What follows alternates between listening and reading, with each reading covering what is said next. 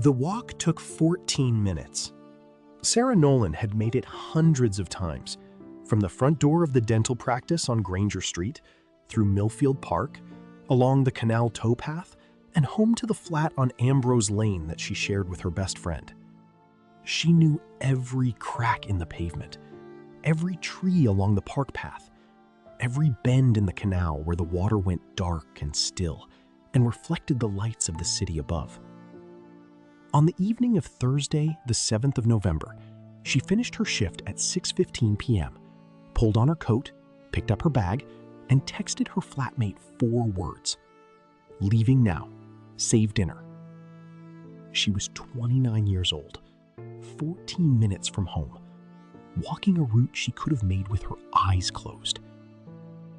She never arrived. People who knew Sarah Nolan described her in almost identical terms: warm, reliable, the kind of person who remembered every birthday, stayed late to cover a colleague's shift, and never left a message unanswered. She had worked at Granger Street Dental for 4 years, the longest-serving member of the reception team.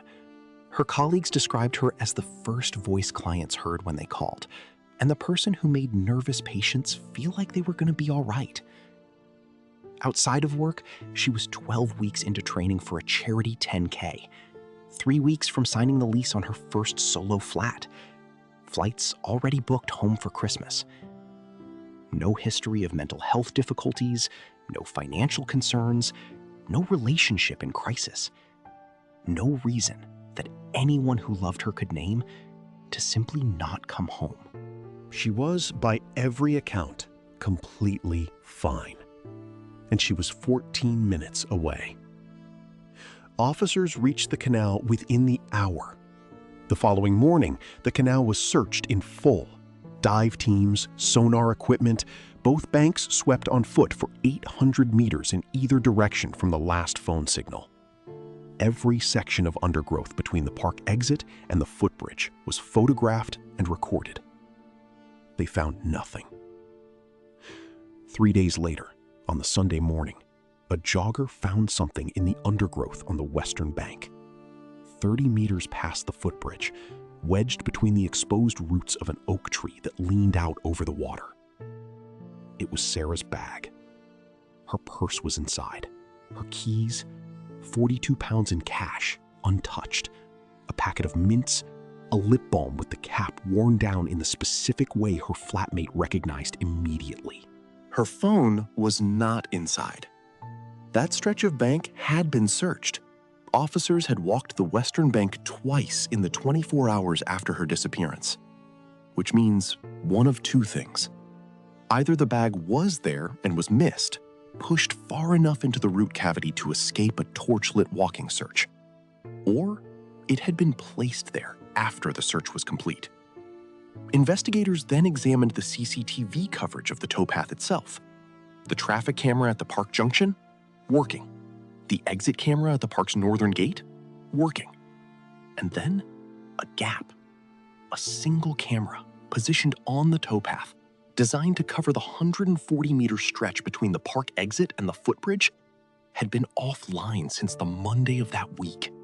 A scheduled maintenance window that had run 4 days long. 140 meters, the precise stretch where Sarah was last known to be walking. No camera had been watching. 2 weeks after her disappearance, a witness came forward. A cyclist named Paula Hennessy told investigators she had been on the towpath at approximately 6:30 p.m. on the evening Sarah disappeared. She had seen a woman matching Sarah's description standing near the footbridge, standing still, in conversation with a man.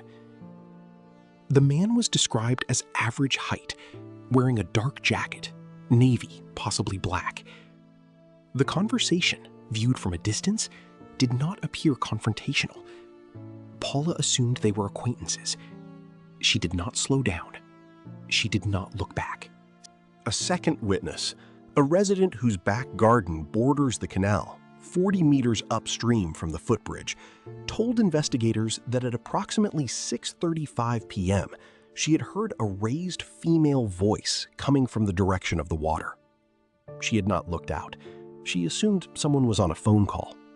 She didn't think about it again until she saw the news. Investigators also identified a person of interest, a former colleague of Sarah's named Marcus Reeve, who had left Granger Street Dental 4 months earlier following a professional disagreement. In the weeks before she disappeared, Sarah had confided in a close friend that Marcus had been sending her messages she found unsettling. Not overtly threatening, she had said, but persistent, crossing a line she had not previously needed to name. 1 week before November 7th, she blocked him on every platform she used.